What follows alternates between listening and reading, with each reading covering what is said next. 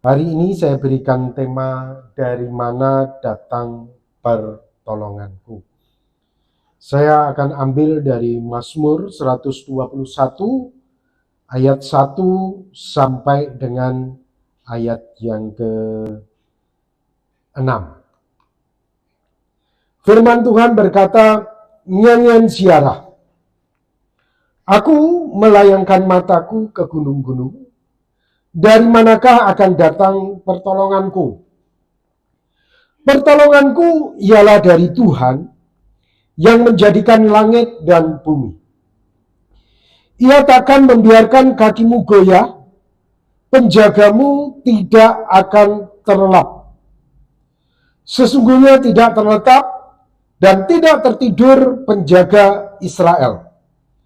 Tuhanlah penjagamu, Tuhanlah naunganmu di sebelah tangan kananmu. Matahari tidak menyakiti engkau pada waktu siang, atau bulan pada waktu malam. 7. Tuhan akan menjaga engkau terhadap segala kecelakaan. Ia akan menjaga nyawamu. Tuhan akan menjaga keluar masukmu dari sekarang sampai selama-lamanya. Bapak Ibu Saudara yang dikasihi oleh Tuhan, firman Tuhan mengingatkan kepada kita bahwa Tuhanlah penjaga kita. Tuhanlah yang menjadi penolong, Tuhanlah yang menjadi perlindungan kita. Kita tidak tahu bagaimana hidup kita ke depan, tetapi yakin bahwa Tuhan beserta dengan kita. Bapak Ibu Saudara, beberapa waktu yang lalu kita mendengar berita ya, serbu istana kepresidenan Sri Lanka, ribuan warga antri duduki kursi Raja Paksa. Saudara, negara Sri Lanka ini boleh dikatakan sudah bangkrut. Ya. Saudara, berita ini kemudian terus menggema sampai hari ini, bagaimana barang-barang naik, terjadi inflasi, resesi ekonomi ya di sana, sehingga di Sri Lanka ini terjadi kekaosan begitu. Negara ini dinyatakan bangkrut dan akhirnya presidennya dari Singapura mundur begitu. Saudara, hal ini juga menjadi kekhawatiran bagi dunia ini. Bahkan ada berita mengatakan Indonesia masuk 15 besar negara terancam resesi. IMF mewanti-wanti prospek ekonomi global kian gelap. Saudara, ini menjadi kekhawatiran. Ya. Beberapa hari yang lalu, Ibu Sri Mulyani berkata kenaikan utang tak hanya menghantui negara miskin, tapi juga negara maju. Ada lagi dia berkata ini ya saudara, kabar dari Sri Mulyani, krisis pangan global bisa memburuk. Ini juga berita dari Amerika, resesi Amerika di depan mata, kata Menteri Perdagangan ini ya, Yellen. Pilih tekan lonjakan inflasi.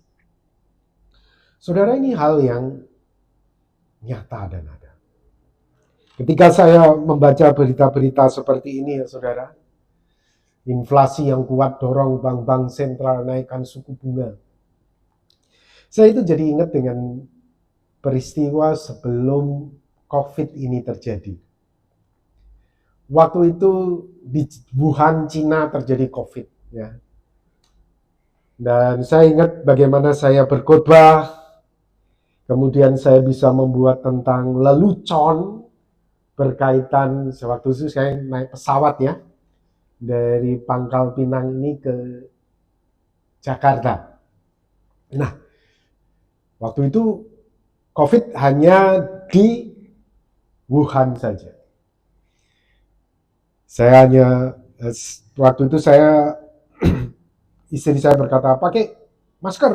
Wah, nggak usah, itu kan di sini nggak ada apa-apa. Ya. Tapi waktu saya di pesawat, saudara, semua kan tidak ada yang masker ya. Nah, orang di samping saya ini batuk-batuk terus gitu. Terus dia bilang, kamu itu batuk-batuk. Iya, saya baru dari Cina. Saudara, masker yang dibawa istri saya langsung saya pakai. Saudara. Waktu itu belum ada kejadian apa-apa. Itu bulan Februari. Kemudian masuk Maret. Waduh. Ya, masuk Maret sudah mulai menjalar luar biasa. Saudara, saya kira kita nggak nyangka ya, COVID itu bakal begitu sangat merajalela secara luar biasa sampai seluruh dunia. Ya. Dan hari ini, saudara, dunia itu menghadapi sebuah ancaman inflasi ekonomi, kenaikan barang-barang yang naik begitu ya, dan resesi yang tidak jelas ini bagaimana. Saudara, hari ini dunia itu sedang menghadapi situasi seperti itu. Saya kira kita harus waspada. Kita nggak tahu ya ke depan itu bagaimana.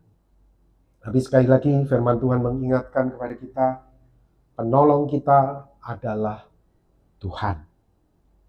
Apa yang terjadi di Sri Lanka ini bisa saja juga menjadi sebuah realita yang global, begitu ya. Kita juga nggak tahu. Kalau itu sampai terjadi itu juga mengerikan, saudara. Namun kita perlu ingat bahwa Tuhan Yesus pernah menyatakannya itu 2000 tahun yang lalu. Kita lihat apa yang Tuhan Yesus katakan di dalam Lukas 21 ayat 10-11. Ia berkata kepada mereka, bangsa akan bangkit melawan bangsa dan kerajaan melawan kerajaan. Akan menjadi gempa bumi yang dahsyat dan di berbagai tempat akan ada penyakit sampar. Kita baru saja melihat, saudara, dan kelaparan, dan akan terjadi hal-hal yang mengejutkan dan tanda-tanda yang dahsyat dari langit. Saudara, Tuhan Yesus sudah menyatakannya itu. Di dalam Wahyu 6 ayat yang ke-8, Yohanes berkata, dan aku melihat sesungguhnya ada seekor kuda hijau kuning, dan orang yang menungganginya bernama Maut, dan kerajaan maut mengikutinya, dan kepada mereka diberikan kuasa atas seperempat dari bumi untuk membunuh dengan pedang, dan dengan kelaparan, dan sampar, dan dengan binatang-binatang buas yang di bumi. Semuanya ini sudah dicatat di dalam Alkitab, tinggal tunggu pengenapannya. Ya, saudara. Ketika waktunya itu semua terjadi, dari mana datang pertolongan kita? Firman Tuhan berkata di dalam Mazmur 121 yang baru saja kita baca. Aku melayangkan mataku ke gunung-gunung. Dari manakah datang pertolongan? Dan pemazmur berkata, penolongku ialah dari Tuhan, yang menjadikan langit dan bumi. Ia takkan membiarkan kakimu goyah, penjagamu tidak akan terlelap. Amin. Beberapa waktu yang lalu, Tuhan izinkan saya ada di Israel, saudara. Dari Taba, saya masuk ke Israel, menuju ke kota Bethlehem. Saya melewati sebuah jalan padang gurun. Dan padang gurun ini yang saya lewati diyakini, diperkirakan di mana lokasi Padang Aran, saudara. Ya, Padang Aran. Nah, saudara, ketika saya lewat di daerah situ, ini salah satu pemandangan yang ada di situ, saudara. Di Padang Aran ini, saudara, ada banyak bukit-bukit begitu ya. Ada banyak bukit-bukit yang menonjol begini, terus di sini bukit lagi, di sana bukit lagi, di sini bukit lagi, ini bukit lagi, semuanya ini, saudara, kalau di foto nggak begitu jelas ya. Tetapi saudara kalau kelihatan hadir di sini, semuanya itu bukit-bukit begitu. Bukit-bukit, kemudian pada waktu itu saya sore hari, sehingga matahari itu matahari yang dari matahari terbenam. Sehingga cahayanya begitu sangat indah, saudara, pada waktu sinar itu di antara bukit-bukit ini. Langsung pikiran saya itu berkata, inikah yang dilihat oleh pemazmur pada waktu itu? Aku melayangkan mataku ke gunung-gunung, dari mana datangnya pertolongan.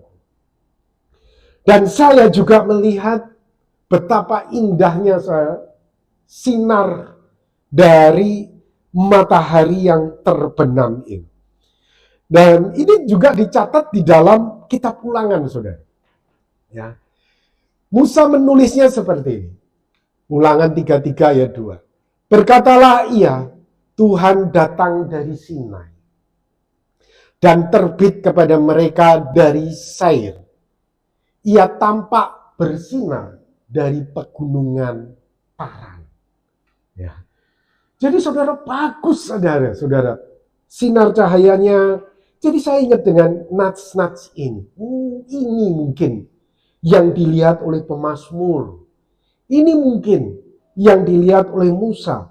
Ini mungkin yang dilihat oleh bangsa Israel pada waktu mereka melewati padang Aran ini. Saudara.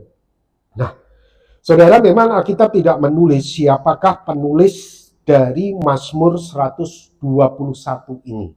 Hanya ditulis di situ nyanyian ziarah, nyanyian yang biasa dinyanyikan oleh bangsa-bangsa Israel ketika mereka dalam perjalanan berziarah untuk berbakti ke Yerusalem, saudara. Nah, namun Alkitab itu juga mencatat, saudara, ketika Daud dalam pelarian dikejar-kejar oleh Raja Saul, Alkitab juga mencatat Daud ini lari ke padang gurun Paran, saudara. Saudara bisa lihat itu di dalam 1 Samuel 25 ayat yang ke-1. Dan matilah Samuel, seluruh orang Israel berkumpul meratapi dia dan menguburkan dia di rumahnya di Rama. Dan Daud berkemas lalu pergi ke padang gurun Paran. Dan kalau kita lihat, Daud ini selalu sembunyi dari Saul. Dan kalau seandainya saudara Mazmur ini ditulis oleh Daud, saudara, sangat masuk akal sekali ya. Seandainya ditulis oleh Daud, sangat masuk akal sekali Daud itu melihat pegunungan di Paran ini dan dia berpikir, aku ini mau sembunyi dari Saul itu dari mana? Di gunung mana? Di bukit mana aku ini akan bersembunyi? Apakah di bukit sana? Apakah di bukit sana? Apakah di bukit sana? Aku ini akan bersembunyi. Dan kita mencatat bagaimana Daud sembunyi dari Saul. Bisa di dalam gua, bisa di gunung, bisa di lembah, saudara. Di sana itu setelah kita dari pegunungan Paran ini, padang gurun Paran, saudara, akan masuk sebuah kota, saudara, itu saya lupa namanya ya, tapi di situ ada lembah yang begitu sangat curam dan dalam, ya. Dan ketika saya melihat pemandangan-pemandangan seperti ini, puji Tuhan, saya jadi bisa melihat, Alkitab ketika Daud berkata, sekalipun aku berjalan di dalam lembah kekelaman, mungkinkah ini lembah-lembah yang dilihat oleh Daud pada waktu itu. Saudara, ya saya bersyukur ya, saya bisa di sana dan saya bisa lihat situasi geografi dari Israel itu. Kita kembali lagi ya saudara. Daud pernah di padang gurun Paran. Dan kalau memang nats ini mungkin ditulis oleh Daud, dia mau sembunyi di mana itu? Di gunung mana? Dia mau bersembunyi. Saudara, ketika Tuhan itu izinkan hal-hal yang tidak menyenangkan terjadi di dalam hidup kita, hal-hal yang menakutkan terjadi di dalam hidup kita, dari mana datang pertolongan kita? Kita ini mau sembunyi di gunung mana? Gunung inikah yang akan menolong kita? Gunung itukah yang akan menolong kita? Gunung satunya lagi inikah yang akan menyelamatkan kita? Ini kalau dari perspektif Daud ya, yang akan melindungi nyawanya dari kejaran Raja Saul pada waktu itu. Saudara, ketika engkau Tuhan izinkan ada di dalam kesulitan, dan ketika engkau diizinkan menghadapi masalah yang sulit, ketika masa-masa sukar itu Tuhan izinkan terjadi di dalam hidupmu, dari mana datang pertolongan? Mungkin di antara kita ada yang berkata, karir itu akan menolongku. Gunung karir, gunung uang, gunung pasangan, gunung makanan, gunung minuman. Saudara, saya percaya ini disadari oleh pemazmur. Disadari juga oleh Daud. Bahwa bukan karir, bukan uang, bukan pakanan, bukan minuman, tetapi Tuhan itu yang menjadi penolong dari pemazmur. Saudara, beberapa waktu lalu saya membaca berita yang cukup mengejutkan, ya. Berita ini berkata, pilot cantik ini meninggal dunia akibat digigit nyamuk di dahi. Ya. Ternyata hal ini yang membuat gigitan nyamuk sampai mematikan. Saudara, digigit nyamuk. Ini Oriana Pepper, usianya 21 tahun. Dia sudah lulus mendapatkan izin jadi pilot, ya saudara. Dan dia pergi ke Belgia untuk praktek, karena suratnya sudah keluar dari Inggris jadi pilot. Dia tinggal praktek, menjalankan prakteknya selama di Belgia itu saudara. Dia digigit nyamuk di dahi.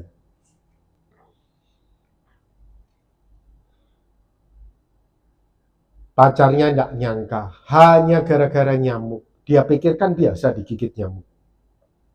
Tapi ternyata saudara, nyamuk ini menyebabkan infeksi sampai ke otaknya. Akhirnya dia mati beberapa hari kemudian. Padahal nyamuk-nyamuk yang biasa. Penulis berita ini mengatakan ini adalah tragedi naas bagi seorang gadis muda, sangat disayangkan. Padahal ia memiliki karir dan kehidupan yang hebat di masa depan. Karirnya bagus. Tapi saudara, yang menjamin hidup dia itu bukan karirnya. Yang menjamin hidup dia itu adalah Tuhan. Perhatikan Bapak Ibu Saudara. Yang menjamin hidup kita itu bukan karir kita. Yang menjamin hidup kita itu adalah Tuhan. Ini yang sangat dipahami, disadari oleh pemazmur. Bukan gunung-gunung tempat dia bersembunyi, tetapi Tuhan itu yang menjamin. Ini ada berita lain lagi saudara. Ini berita udah lama ya. Namun mungkin di antara kita ada yang belum tahu. Bukannya bahagia, wanita ini justru bernasib tragis. Setelah menang lotre 141 M. Ya, saudara. Dia pikir uang adalah solusi. Uang adalah masa depan. Uang adalah jalan keluar dari semua kesulitan masalah. Aku dapat uang, maka beres. Itu adalah jaminan hidupku. Namun saudara, apa yang dialami oleh Tonda Dickerson ini? Singkat cerita saudara, dia bisa dapat lotre ini bukan karena dia beli lotre, tapi dia adalah seorang pelayan restoran. dan dia dapat pelanggan, mungkin pelanggannya itu sudah putus asa beli lotre nggak dapat. Jadi dia kasih saudara tipnya untuk tunda ini adalah sebuah tiket lotre dikasih. Nggak disangka ternyata menang loterinya. Dia dapat duit, saudara. Wah, dia senang banget, saudara. Dia berencana untuk menata masa depannya, ya, secara luar biasa. Tentunya ini hal yang menyenangkan, ya, saudara, ya. Akhirnya dia keluar dari restoran itu karena dia pikir, ya, solusiku sudah selesai. Namun ternyata, saudara, apa yang terjadi? Uang lotre tidak bisa dicairkan secara langsung, tetapi harus bertahap, dikit-dikit begitu. Nah, ini akan menjadi masalah ke depannya bagi dia. Tidak hanya itu, saudara, dia digugat oleh teman-teman restorannya untuk berbagi tip. Karena itu kan tiket itu tip, berarti itu harus dibagi, gitu loh, ya. Jadi dia, saudara, pengadil memutuskan ya dia harus bagi itu. Akhirnya dia harus bagi itu, tapi dia tidak bisa membaginya secara langsung karena dia tidak bisa mendapatkannya secara langsung, secara bertahap. Yang berikutnya dia digugat oleh pelanggannya yang telah memberinya tip, saudara. Jadi dia terus-menerus berurusan dengan hukum dan terus banyak masalah, saudara, tidak selesai-selesai. Dia diculik oleh mantan suaminya sendiri. Dan untuk bisa menyelamatkan diri sini, ia menembak mantan suaminya itu, saudara. Dia terus berurusan dengan hukum, berusaha untuk menghindari hukuman sudah menembak mantan suaminya sendiri ini. Ya, kemudian tagihan pajak, saudara, yang terus datang dan dia kesulitan untuk membayar tagihan-tagihan pajak itu, saudara. Dan saudara, dan ada banyak kesulitan-kesulitan dan lain sebagainya. Dan penulis artikel ini berkata, selama 20 tahun berlalu, wanita bernama Tundra Dickerson ini mengaku menyesal. Dan menyebut bahwa kemenangannya kala itu merupakan awal tragedi dalam hidupnya. Saudara, jangan kau kira karirmu itu jaminanmu. Jangan kau kira uang itu adalah jaminanmu. Membuat engkau hidupku ini bahagia. Solusi dari semuanya, saudara. Kalau kita melihat kehidupan di dunia ini, ternyata hal-hal materi ini tidak bisa menjamin apapun juga. Saya tidak pernah lupa dengan cerita seorang pengusaha.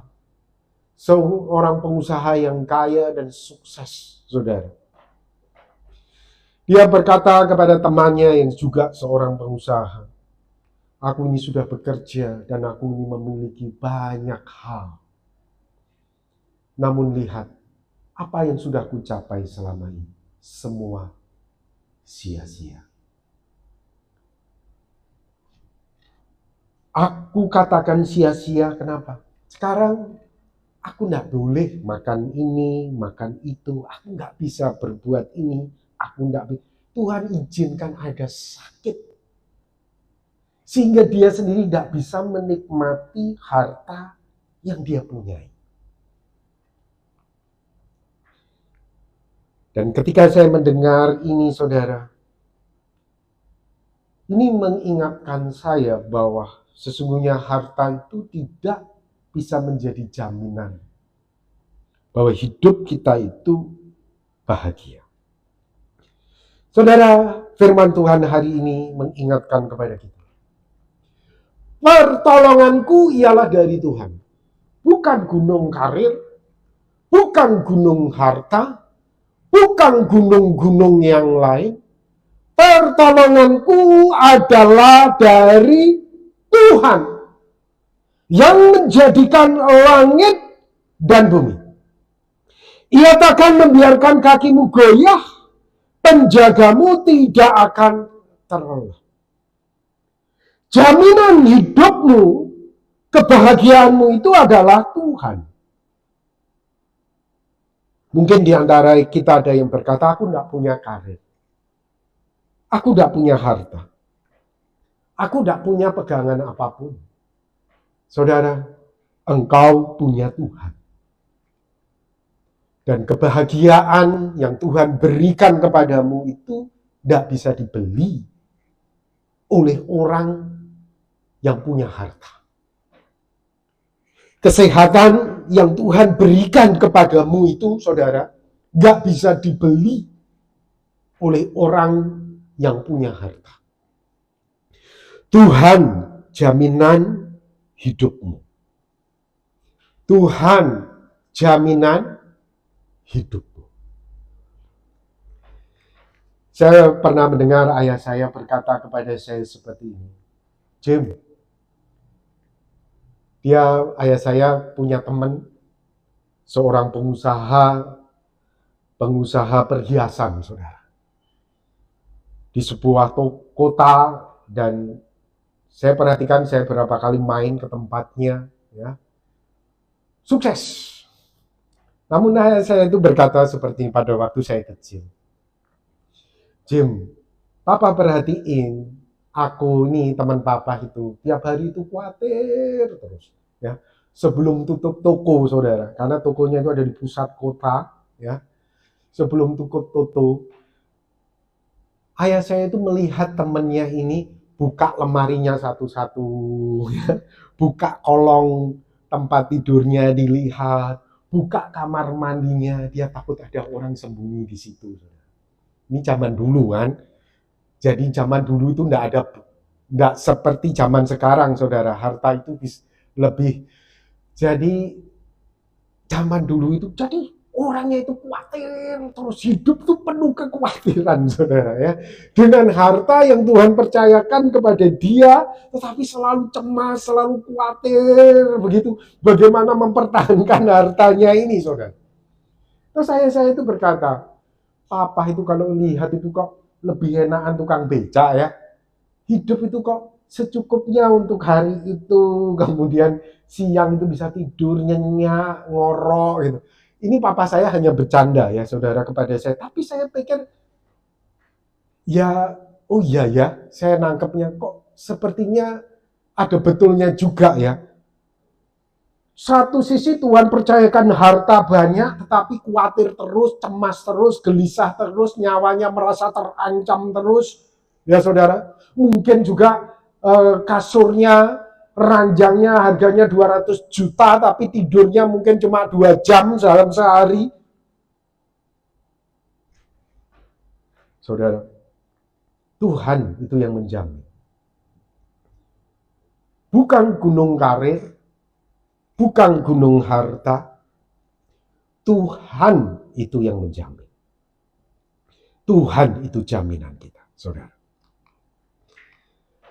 Kemudian pemazmur melanjutkan, ya. Sesungguhnya tidak tertidur dan tidak terlelap penjaga Israel. Tuhanlah penjagamu. Tuhanlah naunganmu di sebelah tangan kanan. Matahari tidak menyakiti engkau pada waktu siang, dan bulan pada waktu malam. Tuhan akan menjaga engkau terhadap segala kecelakaan. Ia akan menjaga nyawamu. Tuhan akan menjaga keluar masukmu dari sekarang sampai selama-lamanya. Saudara, Tuhan itulah jaminan kita. Ya. Sekali lagi balik ke berita-berita yang tadi. Kita nggak tahu, saudara, ke depan dunia ini bagaimana. Mungkin saja betul-betul ketakutan dunia ini bisa terjadi, bisa aja tidak. Tetapi Alkitab sudah mencatat. Kalaupun, saudara, hal itu Tuhan izinkan terjadi, saudara, saya kira resesi ini akan membuat kita lebih parah dari kasus COVID. Karena ini berkaitan dengan bahan-bahan makanan.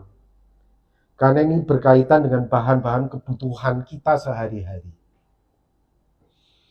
Ya, saudara, hal ini cukup mengkhawatirkan juga. Tetapi sekali lagi, Siapa penjaga kita, siapa penolong kita, siapa pelindung kita? Tuhan. Yesaya 43 ayat 1 dan 2 berkata, tetapi sekarang beginilah firman Tuhan yang menciptakan engkau, hai Yakub, yang membentuk engkau, hai Israel. Janganlah takut, sebab aku telah menebus engkau. Aku telah memanggil engkau dengan namamu. Engkau ini kepunyaanku. Apabila engkau menyeberang melalui air, aku akan menyertai engkau. Apabila engkau menyeberang melalui air, aku akan menyertai engkau. Atau melalui sungai-sungai, engkau tidak akan dihanyutkan. Apabila engkau berjalan melalui api, engkau tidak akan dihanguskan. Dan nyala api tidak akan membakar engkau. Jika Tuhan betul-betul adalah jaminanmu, saudara, inilah yang akan terjadi. Seperti bangsa Israel melihat laut Teberau itu terbelah menjadi dua. Mereka berjalan-jalan di tengah-tengah lautan tanpa bersentuhan dengan air. Demikian juga bangsa Israel bersama dengan Yosua ketika memasuki tanah Kanaan, sungai Yordan itu bisa terbelah menjadi dua. Dan bangsa Israel bisa berjalan di sungai. Saudara, Tuhan beserta dengan kita. Tuhan adalah jaminan kita. Sekali lagi, jika engkau berkata, aku tidak punya karir, tidak usah khawatir. Aku tidak punya harta, tidak usah khawatir. Aku tidak punya apapun, Pak Robi, tidak usah khawatir. Tuhan jaminanmu. Tuhan jaminanmu. Amin. Mari kita akan berdoa bersama-sama. Tuhan, kami bersyukur untuk firman-Mu, bahwa Engkaulah pelindung dan penjaga kami. Engkaulah penolong kami. Tuhan, berkatilah jemaat-Mu dan biarkan iman mereka bertumbuh di hadapan-Mu. Di dalam nama Tuhan Yesus Kristus, kami berdoa dan bersyukur. Amin.